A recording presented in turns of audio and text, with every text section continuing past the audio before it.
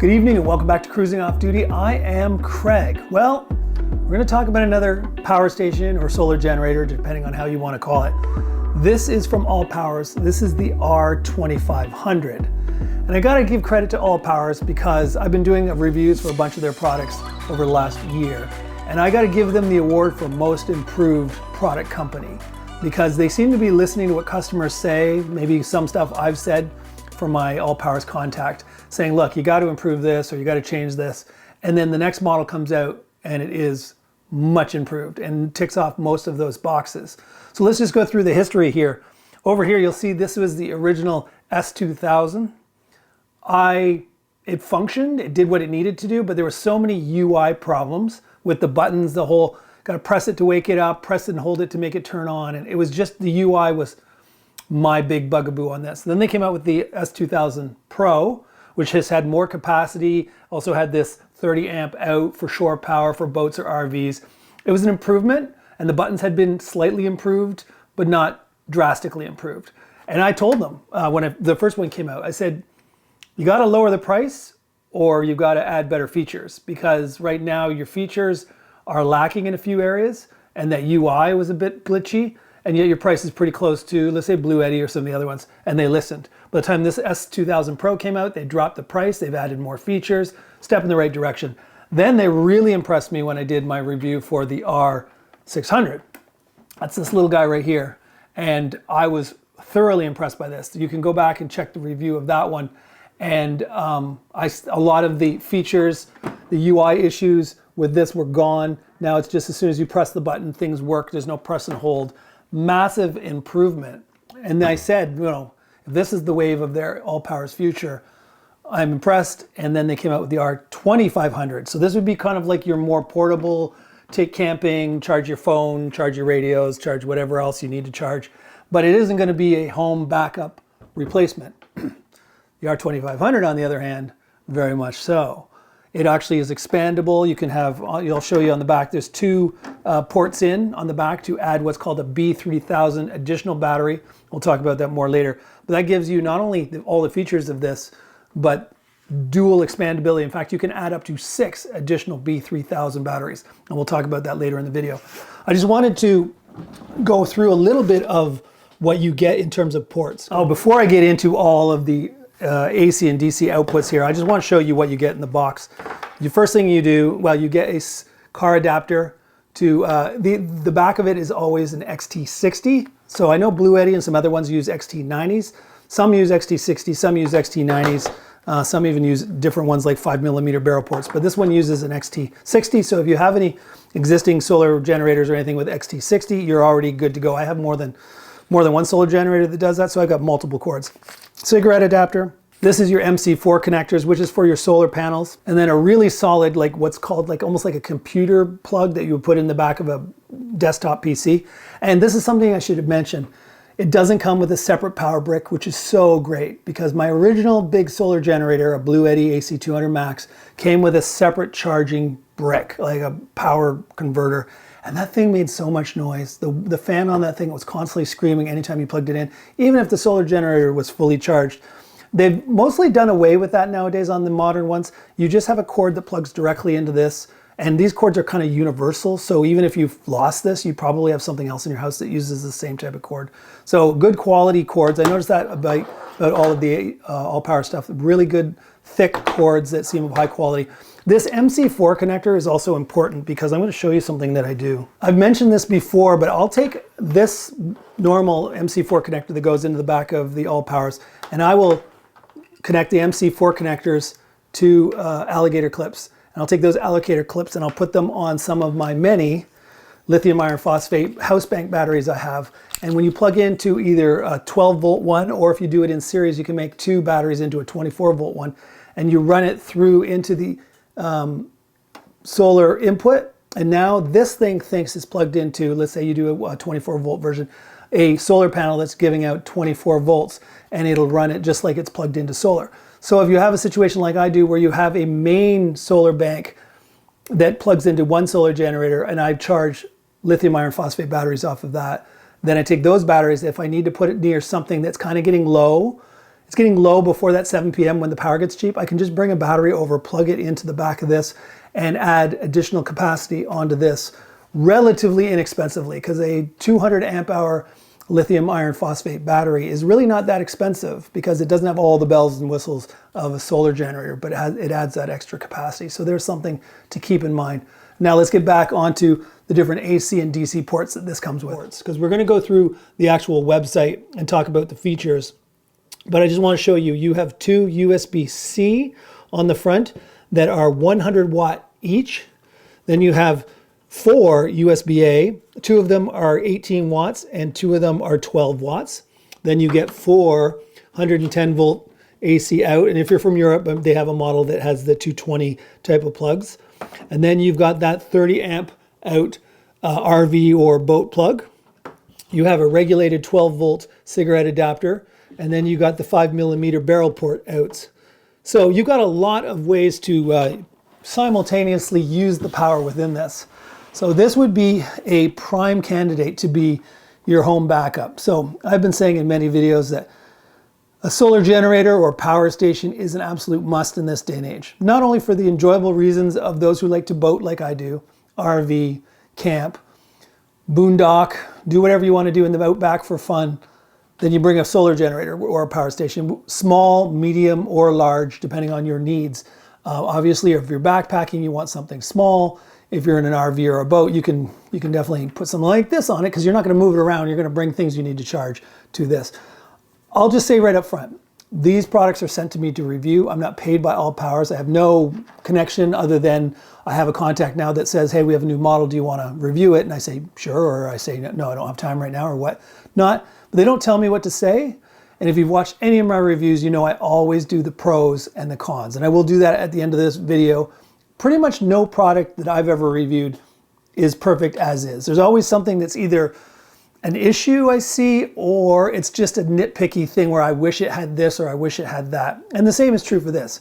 I will say though, if you don't get all the way to the very end, I do give this one 2 thumbs up. It does everything it needs to do. And there's only a few what I'd consider relatively minor negatives that I'll mention at the end of the video.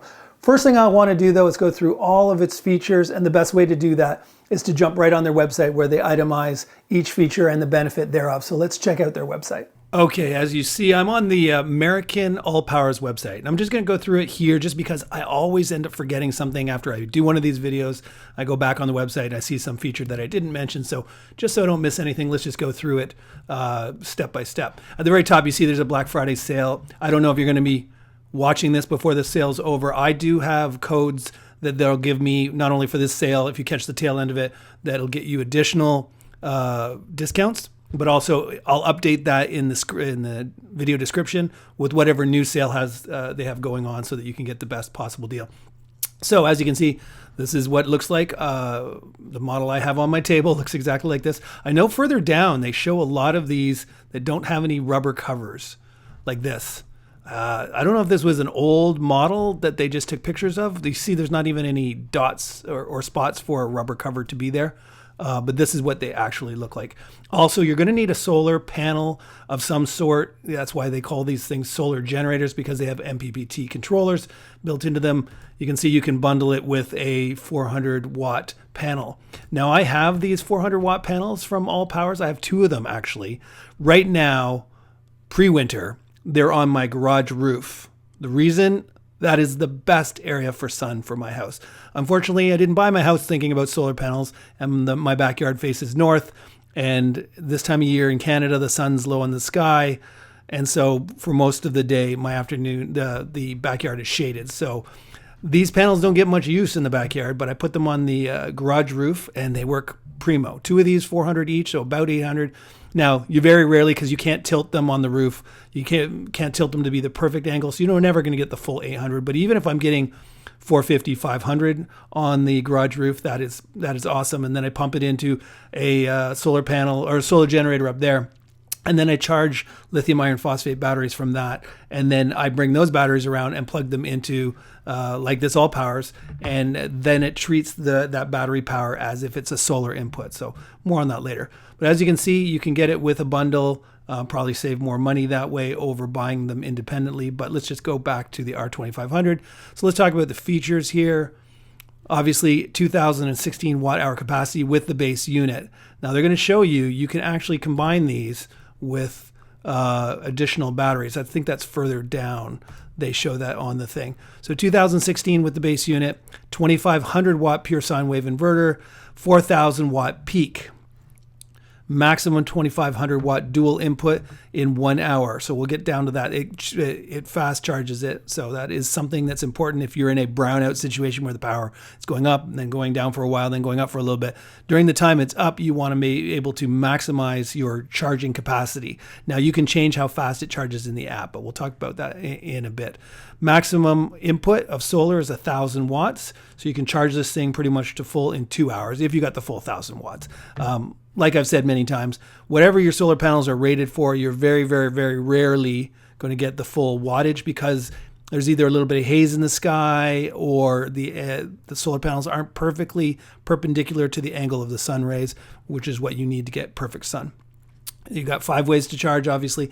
AC, which is your wall outlet, solar, plugged into an auto. You do get a cigarette adapter plug, a generator, that would be a gas generator, or double AC and solar. You can do both at the same time, plug into a wall and have solar, which is pretty common in the modern ones now, but I guess back in the day, there used to be one or the other, but now you can do both simultaneously to really speed up how fast you can charge things. Now, this is a good feature, UPS with 15 millisecond uninterruptible power. That's 15 milliseconds is very fast. Most of the ones that are UPS I've seen are 20 milliseconds. 20 milliseconds is plenty fast. And in case you weren't aware, what a UPS does is if you have delicate items like computers or whatever plugged into this, and then this thing plugged into, let's say, the wall, if you lose wall power, this thing will switch over so fast that your computers and other electronics won't even acknowledge that the power has gone out. It'll click over way too fast. So obviously LiFePO 4, which is lithium iron phosphate batteries with over 3,500 charging cycles before they go to about 80% of its full capacity. So at 3,500 cycles, it's not a brick. It's just that you won't have as much capacity as you did when it was new from the factory. Maximum 4,000 watt AC output with parallel connection, 1,200 peak. So anyways, that's that's when you get expandable. You can expand up to 20 kilowatts with the B3000 expansion battery. More on that in a second. So they're just showing you kind of, like I said, the RVer, camper, outdoorsman. This is generally where they're marketing most of it. The doomsdayers and people who are preparing for natural disasters can obviously use it, but this is a happier picture, right? You're in a nice little camper with your family having fun, and that's where they're marketing to. Large capacity. Obviously, this is a large solar generator. This is not a grab and go, throw in your backpack little, charging power bank. This is definitely something you would set on a table, and everything plugs in from there. You don't carry this around to everything you need to charge. You carry what you need to charge to this generally. And this is just large capacity, showing you how many hours you can run different things. An 80 watt computer, 17 hours, lighting, 50 watts, 27 hours. You get the picture. All of these things. This is the thing I use on my boat. Microwave oven. Obviously, this is way more capacity than a microwave even needs, but you can run a microwave for an hour, over an hour, which you never would, right? How many things are you going to cook back to back that you need a whole hour? You're even saying washing machine 5.5 hours. That's pretty good. So there you go. Like I said, if you're using this as home backup, pretty much this is so big you can run anything. There really isn't anything you would have in your house that is above the capacity of this solar generator. And they're talking about the 5 ways to charge again. Of course, the AC. In the app, you can change whether you want it full max charging or what's called eco. Eco is slower charging, but it has the added benefit that the internal fan doesn't come on, right? So it charges it slower and therefore doesn't overheat the internal components, and therefore the fan doesn't need to come on. So if you're plugging it into something near where you're sleeping, you probably want to plug it into eco mode because you're not in a rush to charge it, and you also want to keep the volume of the fan down. And I got to say, the R2500, just like the R600 I've reviewed in the past, super quiet. Even when you're charging at the fastest level, yeah, there is a fan, but it's not a loud or annoying fan. I could definitely sleep beside this with the fan running. It's just not that loud. Solar input, again, 1,000 watts, charges the thing in 2 hours. Car charging, yes, AC and solar. You can do it in 0.8 hours if you did the full AC charge. And then this is showing the 400 watt AllPowers panels as well. And then, of course, This doesn't, I don't even think this needs to be said, but yes, you could plug this into a gas generator, but that's the same as being plugged into a wall, because the gas generator just has AC outs, just like your wall does, and you're plugging it into that. So again, I have multiple solar generators, and I do have a gas generator from way back before I got solar generators. And I could see myself using that in a grid down situation where you have your gas generator. And when you run a gas generator, you want to max its capacity out, because the engine's running, burning fuel. You might as well get the max out of it. And so this is where I would plug in this solar generator and maybe another large solar generator simultaneously to max out my 2,000 watts of gas generator output, which is what I have. I have a Yamaha 2,000 watts, which can, I think, 2,200 watts, which I think it can actually go slightly above that. So you could definitely charge 2 large solar generators with 1 gas generator and maximize the efficiency of burning that fuel. Now, this is the part, I don't have one of these. I wish AllPowers had sent me a B3000 battery. Maybe they will in the future to show its expansion capabilities. But as you can see, you can get the base unit and then get one that looks almost identical. As you can see, they stack. This B3000 is just like, looks identical, but doesn't have, it also has a screen, which is pretty cool. Just doesn't have all the AC outs on the bottom here. And with one, you can go from, you can go to 5,000 kilowatts. And then they're showing here that if you went this plus 2, because each on the side of this main unit it has 2 inputs, and then on the sides of this it must have 2 more inputs. So what you can do, or 1 input probably on each. So you go, 1 can give you 2. These 2 could have 1 input each, so they can get 2, and then these ones can get 2 more. So in max, you could have 1 base unit with 6 additional units, giving you a total of 20,000 kilowatts. That would be definitely a home backup situation if you have that much battery power. Now, the smart and Wi-Fi, Bluetooth or Wi-Fi connectivity through their app. I've only ever used the Bluetooth. Actually, no, I have set up this R2500 just to see how it would work with Wi-Fi, where theoretically you could control this from a remote location. But generally what happens is every time, you got to keep reconnecting it. And if you're not home to reconnect it into Wi-Fi, like if this is ever powered off, then you have to go and manually connect it back to Wi-Fi, I found anyway. So Bluetooth just means as long as you're in the radius of your house or where you're using this, you can connect to Bluetooth. And again, in here, there's a whole bunch of settings on how, whether you're turning the AC on, DC on, the USB ports on and off. And also in the settings, if you go in this little dot up here, you can change it to how fast you want it to charge. Again, the eco mode and the power boosting mode, which is where you go above its rated capacity, but it brings the amps down or something along that lines. And also you can change from 50 hertz to 60 hertz. Here in North America, we use 60 hertz, but over in Europe and other areas that use the 220 volt, they tend to be 50 hertz. So if you ever wonder, that's why you see flickering lights on some YouTubers where they're reviewing something like a boat, and it's a European built boat, but the person's filming in 60 hertz on their camera, which is 30p. And then you get the weird flicker because the lights are at a different frequency than the camera is running at. UPS functionality, never ran out of power. See, as they're showing you here, you've got your computer screen or your computer and all these things. They won't even notice that the wall power has gone out. It's just a nice feature to have if you're working from home and you're on a major project and you know what I mean, you need to keep running and you don't want it to go down and potentially, how if hard drives don't like to be yanked from power because they could be in the middle of writing something and then you yank it and it creates a corrupted sector on your hard drive, which can ruin your documents or your stuff. So this is really important if you're working from home. So again, equipped with LiFePO, which is lithium iron phosphate, and they're talking about the benefits I've mentioned on many videos. You can kill this thing right down to 0. There's a battery management system in here that makes sure you don't actually damage the cells. But unlike lead acid batteries, these don't get hurt by being depleted pretty much to 0.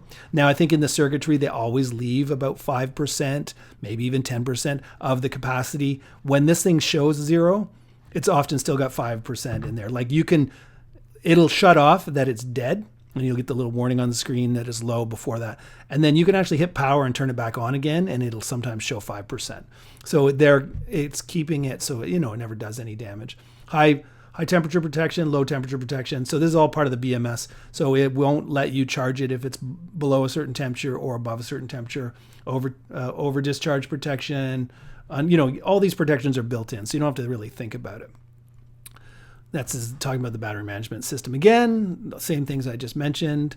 That's what this BMS does. It keeps track of your battery's capacity and heat and everything else, how much it's getting charged, discharged, to make sure that nothing is going wonky.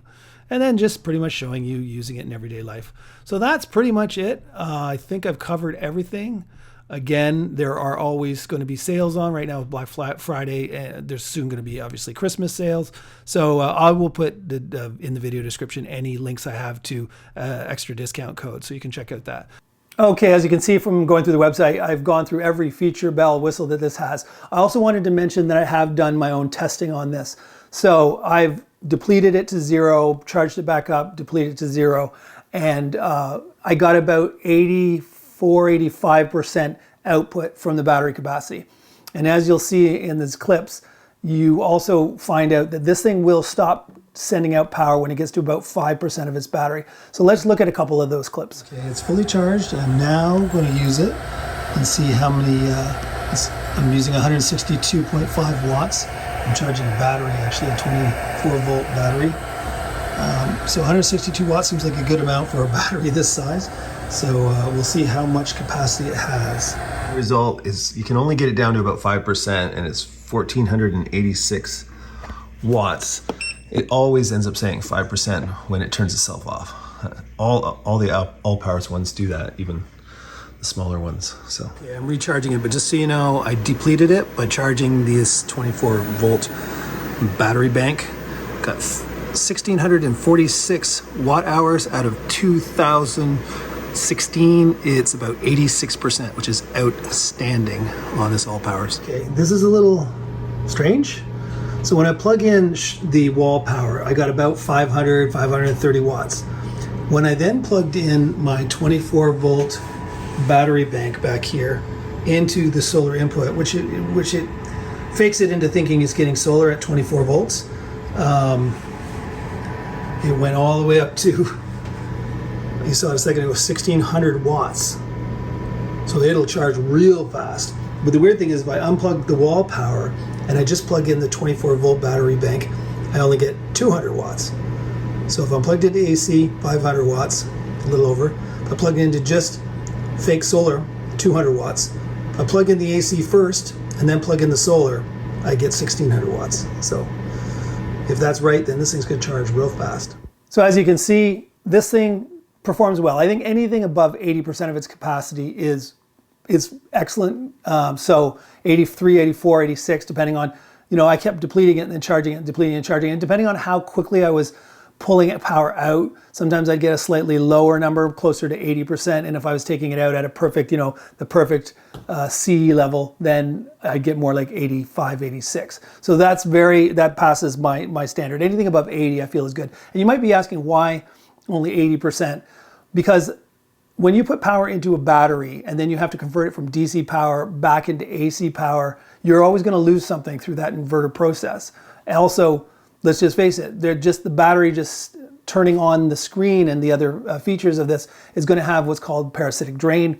Just running it, just having it on is running some power. So when you're also plugging in an AC product into it and taking power out, as well as it's running all the diagnostics and the battery management systems and stuff, you're going to lose some parasitic drain as well there. So you're never going to get 100%. And also, as I proved in this, when this thing gets to about 5%, it shuts off the AC out. So you still have that capacity. What I've learned though is you can turn it back on, plug something in, and it'll go again for a little bit longer before it shuts off again. So if you, for whatever reason, needed that extra, quick phone charge up or something through, let's say, the DCs, then you can probably get away with doing that. Okay, so let's talk the pros and the cons. The pros are, this thing is solid. I mean, it's heavy. You've got a lot of battery capacity in here. The dual USB-C outs 100 watts is cool because a lot of solar generators are putting USB-C out that's 60 watts. This has 100 watts for those bigger draw items, which is pretty good. 4 different types of USB-A and USB-C, the smaller capacity ones and the higher capacity ones, the quick charge ones, and a regulated cigarette adapter. And just so you know, I have with an oscilloscope tested that the sine wave inverter is actually a clean wave. It is. And I've also tested that the cigarette adapter is a regulated cigarette adapter, meaning that if you put something into it, it will not let this thing go below, I think it's like 11.8 volts is the lowest it'll let it go. So it is a regulated cigarette adapter 12 volt. So there you go. And the 30 amp is just a nice thing to have if you're a boater or RVer. You can plug your whole camper / boat into this and then run all of your outlets off of that, knowing that all of that power is coming through a 30 amp shore power plug is what I would call it. So there we go. I also liked these rubber caps. Now I mentioned in the video that the one I have has these rubber caps, the dust covers I'd call them. They're not there for any other reason, just stop from debris. And you know, if you accidentally got this outside in a rainstorm or something, the rubber caps being on would probably protect it from rain getting into any of these ports. That's a nice little thing that they weren't showing in some of their photos. So there's pretty much a lot of positives. I'm really going to have to stretch now to find the negatives. First negative I found, and I'll put a little clip of it here, is when you're in the app, you can have it go silent mode, which means when you're charging at a lower rate. It's about 500 watts. And when you do that, it's probably easier on the battery to charge that way, but it's also quieter. The fans don't run when you're charging it. And that's great if you're sleeping beside something like this, or it's in a camper where there's people sleeping around it. You don't want this thing humming all night whenever time it gets plugged in or runs. And just so you know, talking about running in the middle of the night or stuff like that, I personally, I don't know what the right wording is for this, is I shift my power usage to the low cost times. I have actually I have numerous ones of these smart plugs where you can let Alexa turn it on and off, or you can have it on a schedule where when it's after peak hours when the power is the cheapest, and where I am after 7 p.m. all the way till just before 7 a.m. is the cheapest power. It's about a third of what it is during peak times. So what I do is if I don't have enough solar to get all my solar generators charged up, I'll just have them on smart plugs, and I'll say to it after 7 p.m. or if it's in my family room where I'm watching TV, I'll say after 11 p.m. when I'm probably asleep, you can plug the smart plug charges these up to full, so the next day I have full solar generators. And as we mentioned, lithium iron phosphate, you can charge it full and then kill it all the way to dead 3,500 times. And even then it only gets it down to 80% of its capacity. It's not dead at that point, it's just less capacity. The negative is when you plug solar into the solar input while charging with AC, it doesn't matter if you have it in silent mode. It is going to jump up to the 1500 watt maximum, the screaming fast charging mode. It just does that. And I told AllPowers that doesn't seem right that you should just switch over. So it could be a firmware update that they can do over the app where that'll get rid of that. But right now in the app, if you've got it on silent mode, which means slow charging mode, the minute it senses any solar coming in through the solar input, it will jump up to fast charging mode. Don't ask me why, just something in the software, I guess. So that's the one thing. The only other, two things that are kind of negative is the screen. Look at the size of this solar generator. And then the screen is kind of tiny. It's got a little bit of a plastic kind of backing on it that's sort of wave-like, which I don't know if that's supposed to be like that. And it's just not super bright. It's not big for the size of this solar generator. It's almost, if I'm not mistaken, it's probably the same size as this one, which is a much smaller solar generator. It might be a little bit bigger, but not a lot bigger. I'm going to show you the Afery one as my primo one for the best screen. It's got a massive screen. I'll put it on the screen now to show you the comparison. But yeah, for such a big solar generator, you definitely want to get a bigger readout, something that you can see the state of charge and how much output and input is going in from a little bit of a distance, and something that's brighter so that when you're in bright sunlight, you can actually make out the numbers without having to squint and get your head right in front of the screen and all that stuff. So a better screen, bigger screen, especially brighter screen. And if you're going to go the extra mile, maybe, even though you have buttons, manual buttons, maybe have it be touchscreen as well, so you don't need to go into the app to change the settings. You know, it's great, the app has things you can change in settings, but it would be nice if you had a touchscreen that you could hit like the settings button, and then a drop-down menu would come in and you could go in there and say, I want to change it to eco mode, I want to put it on silent mode, I want to do this, I want to do it power boosting. The different features that'll come along that are already there now or might come in a new firmware update. So a bigger screen. And then this is really, really being kind of tiny nitpicking. It's just that when you give it in the smaller model, the R600, the wireless charging on top, I don't know why you wouldn't, for the small amount of extra cost that, you know, that at the factory would be next to nothing. Why not put one area of the top here where you could put a phone or a tablet or anything that's got wireless charging capabilities on here? It just feels like this is a big space that you could have used. Now maybe they're thinking of, you know, that B300, B3000 expansion battery, maybe you'd put it on top instead of underneath, and maybe that's why they didn't, because they thought maybe you're stacking batteries on top of this. But even if you did have a wireless charging port here and you put a battery on top, you just wouldn't use the wireless charging port, you know. But in this case, if they did have one, I would suggest if you have the B3000 battery, you would put it underneath and then put this on top, and that way the wireless charging pad is always exposed. It just feels like a bit of a waste of real estate that you could have used for a wireless charging port. So there we go. I've been using this thing for weeks and weeks and weeks. Well, actually, I should go that far. I've had it for probably at least a month, if not longer. And like I said, I leave this as my UPS for my computer over here, the one I do all my editing and all my other stuff on. My computer, because I have a Plex to stream media in my house, that computer never turns off. So it's always plugged into this, which is then plugged into the wall. And then I have this thing so that it doesn't actually charge it back up until the low power cost times. And that is just my perfect system. I also did test this in the backyard with my 400 watt AllPowers solar panels. And I did do 2 in series to make 800 watts. Like I mentioned, now it's up on my garage roof, but in the summer when it was easily testable, I did bring this out and I plugged it into those, and it does everything it's supposed to. It's rated for 1,000 watts of solar. I don't have more than 1,000 watts of solar to try and see, can I push it above that? The best I could do is the 2 400 watt panels, making a total of 800 watts.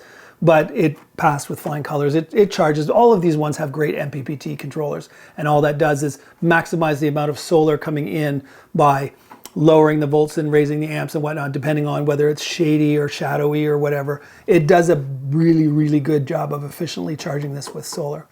So there we go. Hopefully you can tell I really, really like this product, and I got to give AllPowers kudos for really improving from their original ones they sent me to the R600, which was a massive step up in all of its UI features, and now just continuing on with this much, much larger one, the R2500. So again, 2 thumbs up. I would definitely buy this if you're looking for a large kind of home backup type of solar generator. This is definitely there. And like I said, there are sales on right now for Black Friday, and I will change the codes when the new sale comes on for Christmas and whatever else comes after that. I'll just go into the video description and change the new code that gives the channel here for giving you hopefully an even better discount than what you can find on your own going to the website. So hopefully you found this informative. If so, show the channel some love by giving it a thumbs up. Subscribe if you haven't already. Hit that bell notification so you know the next time I'm putting up a video. And until next time, this is Craig signing off, wishing you safe cruising.